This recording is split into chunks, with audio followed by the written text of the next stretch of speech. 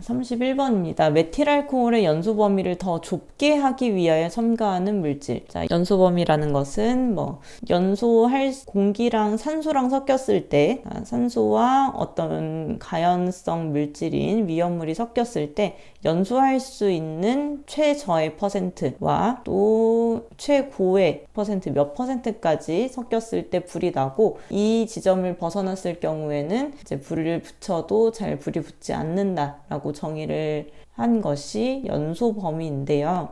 이 연소 범위가 넓을수록 위험할까요? 좁을수록 위험할까요? 자, 이 연소 범위 같은 경우에는 넓을수록 위험하게 됩니다.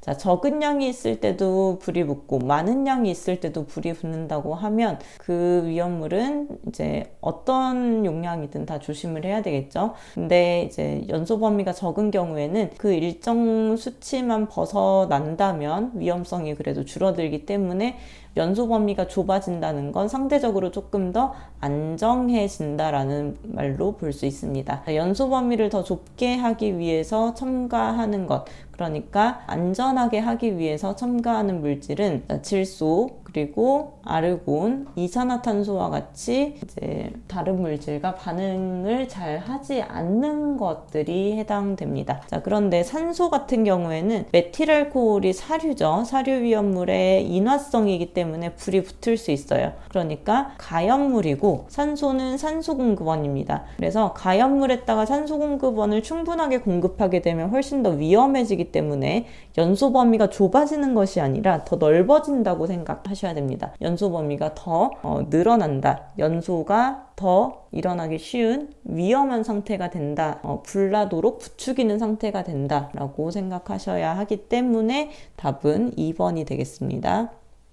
자, 다음 37번입니다. 이류 위험물에 대한 설명으로 틀린 것. 자, 이류 위험물은 가연성 고체이죠. 자, 가연성 고체 중에서 여러 가지 물질들이 있는데, 일단 유황은 물에 녹지 않는다. 그래서 물에 녹지 않기 때문에 물 속에 저장하는 위험물들이 몇 가지가 있는데, 일단 2류의 유황, 3류의 황린, 다음 4류의 이황화탄소가 그렇습니다. 자, 2류의 유황, 3류 황린, 4류의 이황화탄소는 물과 반응하지 않고 물에 가라앉기 때문에 물속에 저장할 수 있는 대표적인 위험물이니까 꼭 기억을 해두시고요.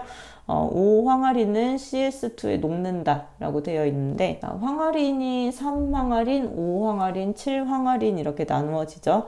자, 그 안에서 5황화린은 이제 이황화탄소에 녹을 수 있습니다. 대신 3황화린은 이제 이황화탄소에 녹지 않습니다. 3황화린은 가연성 물질이다. 3황화린은 이제 크게 봤을 때 이류 위험물에 해당하고, 이류 위험물은 가연성 고체이기 때문에 가연성 물질이다라고 하는 것이 맞습니다. 다음 7황화린은 더운 물에 분해되어 이산화황을 발생한다라고 되어 있는데, 5황화린 그리고 7황화린 둘 다 물과의 반응성이 있는데, 물과 만나서 H3PO4와 H2S를 공통적으로 발생을 합니다. 7황화린에 대해서는 우리 교재에 있는 것처럼 아인산이라는 것이 하나 더 발생을 하게 되는데, 이것이 필기나 실기에 직접적인 영향을 주지는 않아요.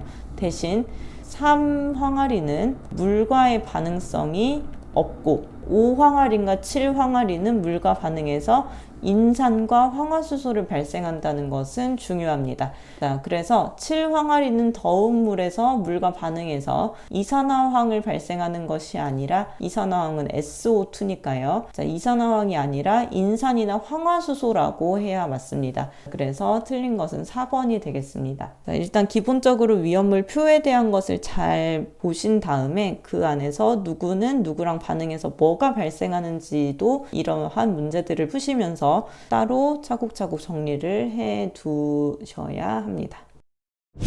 39번입니다. 제조소 및 일반 취급소에 설치하는 자동화재 탐지 설비. 자동화재 탐지 설비는 불이 났을 때 스스로 불을 감지해서 소화 설비와 연결해 놓게 되면 소화 설비가 자동으로 불을 끄기 시작하는 그런 설비입니다. 가장 많이 보편적으로 쓰이는데 이 자동화재 탐지 설비를 설치해야 하는 기준이 있습니다. 자, 일단 이런 자동화재 탐지 설비와 같이 불이 났을 때 불이 난 것을 알려주는 설비들을 경보 설비라고 합니다. 경보를 알리는 설비, 소리로 알려주는 설비들은 지정 수량의 10배 이상의 위험물을 저장 또는 취급할 때 설치를 하고요. 500제곱미터 이하에 하나씩 설치를 해야 되는데 어디에서 설치를 하냐면 제조소와 일반 취급소가 면적이 500제곱미터일 때마다 하나씩 설치를 해줘야 그 안에 공간에 화재가 발생한 걸 스스로 감지할 수 있습니다. 자, 원칙적으로는 600제곱미터마다 하나씩 설치를 하는 거고요. 이 공간이 꽤 넓어서 벽이나 이런 것들이 없이 탁 트여 있는 공간이라면 내부 전체를 볼 수 있는 경우에 이렇게 1000제곱미터마다 하나씩 설치를 할 수 있습니다. 이 600제곱미터는 원칙적인 경우인데요. 이 중에서 한 변의 길이가 50m 이하로 해야 되고 광전식 분리형 감지기의 경우에는 한 변의 길이는 100m 이하로 해야 합니다. 자, 그래서 1번이 맞는 말이고 내부 전체를 볼 수 있는 경우 1000제곱미터, 층 하나의 경계구역이 300이 아니라 500제곱미터 이하이면 두 개의 층을 하나의 경계구역을 할 수 있다고 되어 있는데, 자, 여기에다 2층으로 이렇게 써볼게요. 이 뜻이 무엇이냐면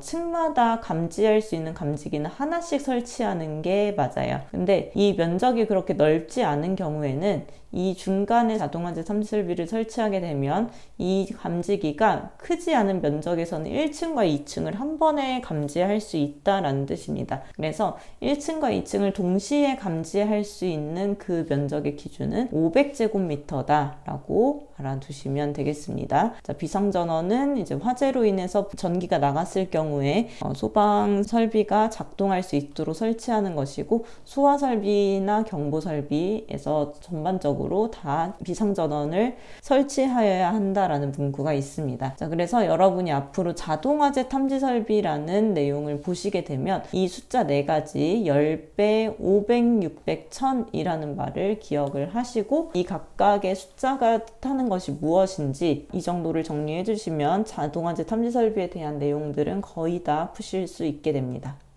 자, 다음 41번입니다. 탄화칼슘에 대한 설명으로 틀린 것. 탄화칼슘은 삼류위험물이고 칼슘, 알루미늄의 탄화물이기 때문에 지정 수량은 300kg에 들어가는 물질입니다. 자, 시판품은 흑회색이며 짙은 회색이죠. 불규칙한 형태의 고체입니다. 자, 삼류위험물은 알킬리튬, 알킬알루미늄만 액체고요. 나머지 위험물들은 다 고체가 됩니다. 그래서 탄화칼슘도 알킬리튬이나 알킬알루미늄이 아니기 때문에 고체다라고 보시면 되겠습니다.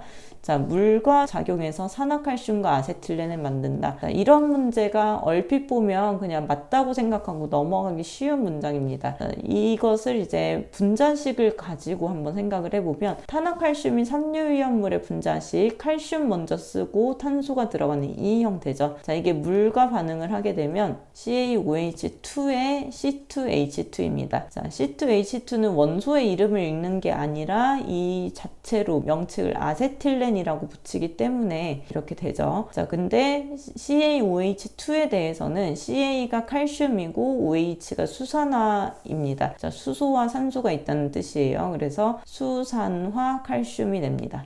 자, 물과 작용해서 수산화칼슘과 아세틸렌을 만든다라고 해야 하기 때문에 산화칼슘은 CaO를 의미하는 거라서 다릅니다. 자, 산화칼슘이 틀린 말이 되겠고, 고온에서 질소와 반응하게 되면 CaC2가 N2와 반응하게 되면 CaC2 중에 C 하나를 빼서 내고 그 자리로 N2가 들어갑니다. 그래서 C 하나가 떨어져 나와서 이렇게 C가 따로 나오는 이런 형태로 결합하게 되는데, 이때 생기는 CaCN2가 칼슘 시안아미드라는 물질입니다. 다른 말로는 석회질소라고도 합니다. 자, 그래서 맞는 말이고 비중은 2.2 정도가 됩니다. 자, 비중이 2.2인 거는 우리가 알 수는 없지만 물과 작용해서 산화칼슘이 아니라 수산화칼슘이 돼야 된다는 것은 분명히 알고 있어야 되는 부분이기 때문에 2번을 고를 수 있습니다. 자, 다음 44번에서 위험물 운반할 때 얼마 이하의 위험물에 대해서는 혼재 기준을 적용하지 않는다라고 하냐면, 자, 혼재라는 말이 나왔을 때 우리가 뭘 가지고 문제를 푸느냐? 423, 524, 61라는 말을 가지고 문제를 풉니다. 자, 1류부터 66까지 위험물의 성격에 따라서 나누어 놨기 때문에 이것들을 같이 보관하게 되면 서로 성격이 안 맞아서 폭발할 수가 있어요. 근데 그나마 비슷한 것들끼리 간략하게 이제 분류를 하다 보니까 사류가 2류랑 사류가 3류랑 혼재할 수 있고, 5류가 2류랑 5류가 4류, 그리고 6류가 1류랑 혼재할 수 있다라고 되게 되는데, 자, 이렇게 423, 524, 61를 쓸 수 있는 기준은 지정수량의 10분의 1 초과일 때입니다. 즉 다른 말로 하면, 자, 지정수량의 10분의 1 이하일 때는 이 내용을 적용하지 않습니다. 자, 그래서 10분의 1 초과일 때 적용하기 때문에 답은 4번이 되겠습니다. 자, 47번입니다. 탱크 공간 용적은 탱크 내 용적의 100분의 몇에서 100분의 몇 이하로 해야 되는지가 나오는데요. 자, 공간 용적에 대한 내용, 공간 용적은 공간에서 100분의 5 이상 100분의 10 이하로 하여야 합니다. 자, 근데 이 탱크 안에 소화 설비를 설치하는 경우에는 소화 설비 포 방출구에서 0.3m 이상 1m 이하의 공간을 공간 용적으로 두어야 하고요. 지하수가 용출될 수 있는 안반 탱크의 경우에는 공간 용적을 지하수 7일간에 용출될 수 있는 양과 탱크 용적에서 100분의 1 중에서 큰 값을 가지고 공간 용적으로 하게 됩니다. 자, 공간 용적이라고 하는 건 이 탱크 네 가지가 있죠. 탱크가 이렇게 옆으로 세워져 있는 것도 있고, 위로 이렇게 종형으로 되어 있는 경우, 뭐 옆면이 타원형인 경우, 원형인 경우, 이렇게 네 가지가 있는데, 자, 이 탱크를 바닥부터 이제 위까지 찰랑찰랑 넘칠 정도까지 이렇게 채우는 것이 아니에요. 우리가 편의점에서 물 한 병을 산다고 해도 물 뚜껑 부분을 봤을 때 물통의 입구에서 어느 정도는 좀 비워둔단 말이죠. 자, 탱크도 마찬가지로 안전을 위해서 이거를 꽉 채우는 것이 아니라 어느 정도 비워둬야 되는데, 이 빈 공간을 공간 용적이라고 하는 것입니다. 그래서 일반적으로는 100분의 5에서 100분의 10 이하로 하지만 소화 설비가 설치되어 있는 경우나 이 탱크가 안반 탱크 저장소인 경우에는 이제 공간 용적의 기준이 또 달라진다는 것까지 같이 보시면 답은 100분의 5 이상 100분의 10 이하이니까 1번이 되겠습니다. 자, 51번입니다. 이런 문제는 매우 간단한 문제이죠. 지정수량의 10배일 때 혼재라는 말 때문에 4, 2, 3, 5, 2, 4, 6, 하나라는 말로 봤을 때 사류가 2류랑 혼재할 수 있고 사류가 3류랑 혼재할 수 있습니다. 그리고 5류가 2류, 5류가 4류, 그리고 6류가 1류와 혼재할 수 있는데 1류와 2류는 6류만 가능하기 때문에 안 되겠죠. 또 1류는 6류만 가능합니다. 자, 4류랑 5류는 될까요? 네, 4류랑 2, 4류랑 3인데 또 어디서 내느냐? 4류가 5류랑 이렇게 될 수 있습니다. 맞는 말이고, 5류랑 3류는 5류가 2류랑 가능하기 때문에 안 되겠죠. 그래서 3번이 답이 됩니다. 자, 이것도 은근히 이제 헷갈릴 수도 있는 부분이기 때문에 이렇게 써놓고 뭐 2류랑 3류랑 되는 것이 아니냐 이렇게 생각하지 않으실 수 있도록 하셔야 되겠습니다.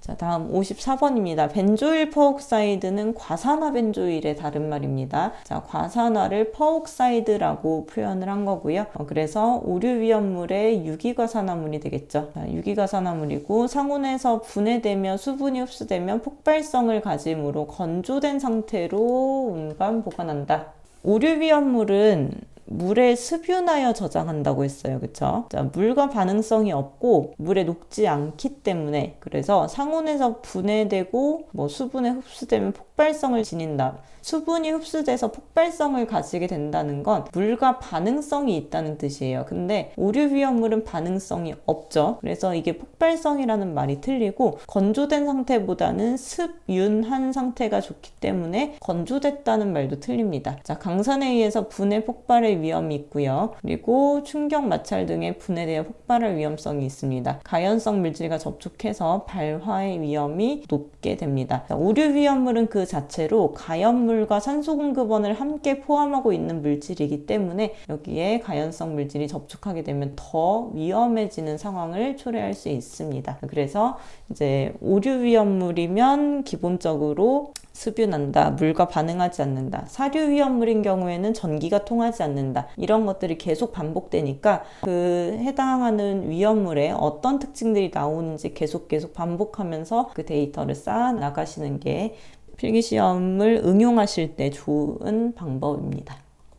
자, 59번입니다. 이氧화탄소에 대한 성질로 틀린 것. 이氧화탄소는 사류위험물이죠. 사류위험물 중에 특수인화물에 해당합니다. 자, 연소할 때 황화수소를 발생한다. 자, 아까 5황화린, 3황화린 이런 경우에도 물과 반응할 때 어떤 게 발생하는지, 또 탄화칼슘의 경우에도 물과 반응했을 때 어떤 물질이 생겨나는지를 알고 있어야 풀 수 있는 문제였는데, 이것도 마찬가지입니다. 자, 이氧화탄소가 연소한다는 것은 산소랑 반응하는 거예요. 자, 이게 실기시험에서는 조금 익숙한데 필기시험에서는 화학반응식을 쓸 일이 없어서 이런 문제를 오히려 이렇게 한글로 써 있다 보니까, 화학식이 아니다 보니까 쉽게 놓치시는 경우가 많아요. 자, 탄소가 있는 경우에는 산소랑 만나서 CO2를 만들어냅니다. S가 있는 경우에는 O2랑 만나서 SO2를 만들어내요. 그러면 이렇게 반응식을 쓰고 이 분자가 무엇인지 한글로 써보시면 생각보다 쉽게 눈에 들어옵니다. CO2는 이산화탄소이죠. 왜 그러냐면 산소가 2개 있는 탄소니까요. 그렇게 되면 같은 법칙으로 탄소 대신에 황이 들어갔으니까 산소가 2개 있는 황이라서 이산화 황이 되겠죠. 그래서 이氧화탄소가 연소하게 되면 이산화탄소와 이산화황이 만들어지는 겁니다. 연소할 때 주로 황화수소를 발생하는 것이 아니라 이산화황이나 이산화탄소라고 해야 맞겠습니다. 그럼 황화수소는 뭘까요? 황화수소는 수소가 황과 있는 이런 형태를 얘기합니다. 자, 증기비중은 약 2.6이다. 자, 앞으로 필기시험에서 증기비중이라는 말이 보이면 이렇게 화학식을 써보세요. 그러면 29분의 이 물질의 분자량을 구하는 건데, 주기율표상에 이 원소의 위치대로 이 원소가 짝수에 있으면 곱하기 2를 하고요. 자, 홀수에 있으면 곱하기 2 플러스 1을 해봅니다.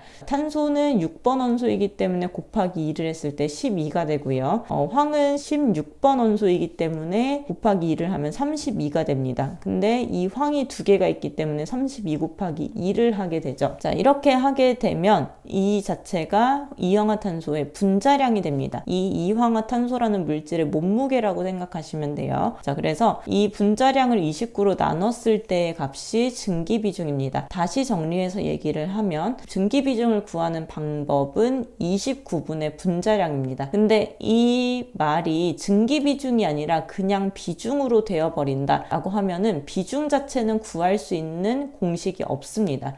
이 물질의 결합 구조에 따라서 결정지어지는 값이기 때문에 비중은 뭐 물보다 가벼운지 무거운지를 구분하는 정도로 쓰여야 하고, 비중을 하나하나 위협물마다 다 외우는 거는 굉장히 의미가 없는 공부입니다. 자, 증기비중이 나왔을 때는 29분의 분자량을 해서 꼭 계산을 통해서 이 값이 몇이 나오는지를 계산을 해 보셔야 하고, 비중이라고 나오는 경우에는 이 비중이 1보다 클지 작을지를 생각을 해 보셔야 하는 겁니다. 자, 이렇게 계산을 하게 되면 2.62가 나오기 때문에 약 2.6이라고 표현해도 맞을 수 있겠죠.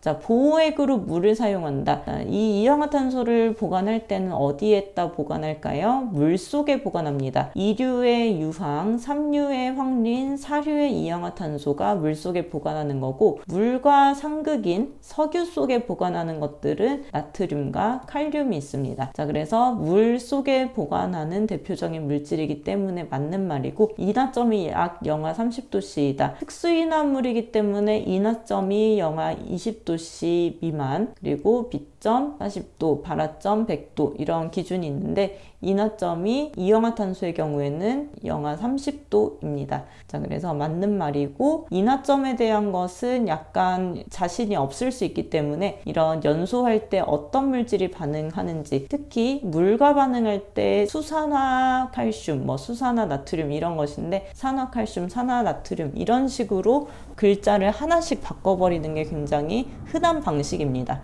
자, 그래서 위험물에 대한 표, 위험물, 화학식, 지정수량 이런 것들은 기본적인 문제라서 자꾸 넘기는 거고요. 이런 성질에 대한 문제나 문장 구조로 된 문제를 자꾸 풀어드리는 이유는 이 안에 있는 내용을 가지고 활용할 수 있는 부분이 많아서 그렇습니다. 그래서 이런 특징들을 잘 기억을 하시고, 저희 교재에는 지금 1, 2, 3, 4회 중에서 1회랑 4회에 대해서만 이렇게 문제가 수록되어 있지만 거의 책에 있는 문제들이 계속 반복된다고 생각하시면 됩니다. 그래서 너무 법령에 치우친 문제라던가 이런 것들은 비중을 두지 마시고, 화학 물질에 대한 성격, 소화 방법 이런 문제들을 중심으로 하셔서 그 문제들을 풀고 합격하시고 그 다음에 실기로 넘어가시는 그런 전략을 세우시길 바랍니다.